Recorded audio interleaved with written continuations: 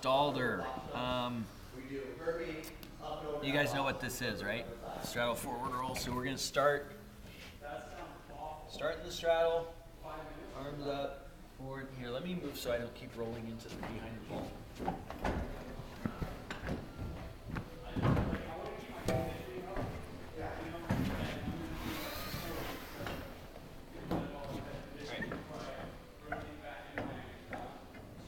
Starting here, arms up, reach forward, forward roll.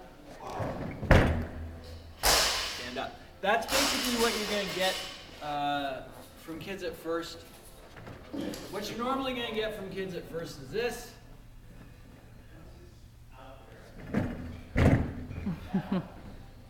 They tend to pull their feet in, particularly if they're inflexible. If they're flexible, they will actually naturally go out wide because it's easier. If you've got a kid who straddles about here and they're like this, I guarantee you're going to see this.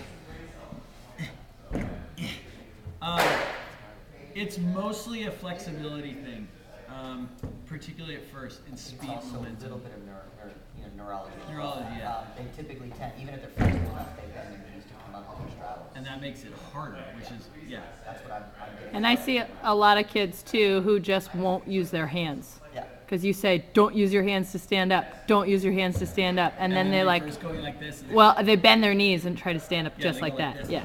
Yeah. And that's where you got to teach. You know, it's a different skill, and they need to understand. With a regular forward roll, no hands. With straddle roll or a pike roll, we can use the hands. Now, what we're trying to get first, this is really the first rolling skill where your legs remain straight. So that's really the most important thing, and really express that to the kids. Say, I don't care if you don't make it. Even if you roll and go like this, great. Then get up and try again. But they're going to have this sense that making the skill is the important thing.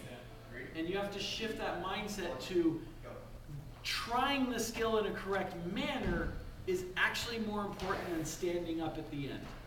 And totally being okay with seeing that was a great attempt. That's what I want to see. Do that again.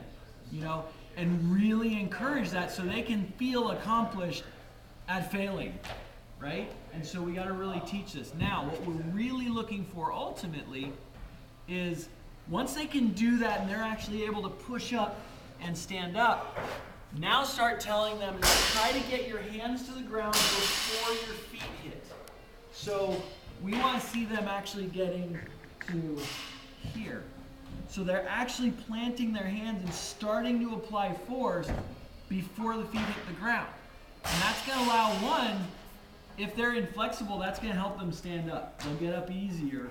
Two, that's starting to get this bridge towards a Stalder to handstand, which is ultimately where we want this thing to go. You were just playing with it on the table the other day, right? And that's going to be a lot of hip flexor strength and conditioning involved with that. But the key to starting that is really trying to reach in and get the hands in fast and starting to push so we can get that elevation. And then eventually like pressing it up a little bit. Okay, so you see the difference there. It rises and then starts to press and lift. And that's what we want to see out of that. And what I do, like with the level 2s, they'll be doing their forward straddle rolls. I'll stand at the end, and their very last one, I'm like, okay, I'm spotting, and I take them up to the handstand. I'll just reach over. Actually, Andre, take a shoot. I know. My initial thought, I was like, So do a forward straddle. I'm going to spot you to the handstand. So what you do is you stand in front. Forward straddle, we're going to go all the way to handstand. So as you roll over, reach in, lift your toes. And you'll reach over, grab the hips, and spot on up to the handstand. Nice and not warmed up, right? So, just hands here. Hands, yeah, just reach out in front, that's fine. Now go forward straddle roll, reach to the ground, lift your toes, and press. Beautiful. And so I do that so they can start getting the feel of that motion right from early on, even though most of them are nowhere near being able to do that or even get close to it. But just getting that getting that understanding of where we're trying to go with these things. Reach over the top. He actually does that fantastically well. You see how hips right over the shoulders. I mean, he's doing a really good oftentimes you will still get that as they start to press up. As soon as their feet clear the floor, their legs go out that way. Let's demo the bat. So do you know what I'm talking about with that? Yeah. And what you want to do is not continue to spot them. So if they go like this, don't let them get to handstand. Don't haul them up to the handstand, because what you're then doing is encouraging bad technique. Because they did it wrong, but they made it anyway. That's not okay. They start to kick their heels out, put them down, say, nope, got to get your hips up. I'll help you up if you stay in the right positions and get that fold in the hip. It's all about the crease. Yeah, it's all about that compression. Okay?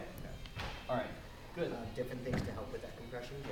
Yeah, the seated leg lift. So this,